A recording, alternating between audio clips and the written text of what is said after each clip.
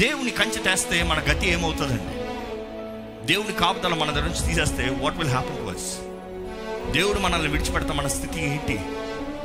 దేవుడు మనల్ని ఒక్క సెకండ్ ఏంటో నీ సంగతి తెలుసుకొని వదిలేయడానికి ఏమవుతాం? బ్రతుకుతామా?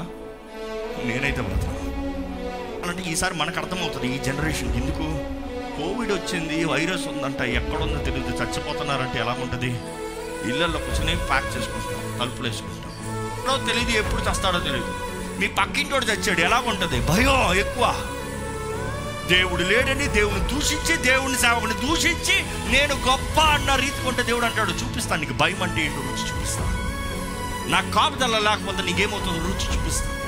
ఈరోజు ఎంతోమంది మన జీవితంలో మాట్లాడిన మాటలు తప్పు, మనం తలంచిన తలంపులు తప్పు, మనం ఆలోచించిన ఆలోచనలు తప్పు. కానీ దేవుని సన్నిధిలోకి వచ్చి దేవా నేను చేసింది తప్పు అని చెప్పగలుగుతున్నామా? అంతేలే, అందరు చేశారు, నేను ఒక్కనేనా?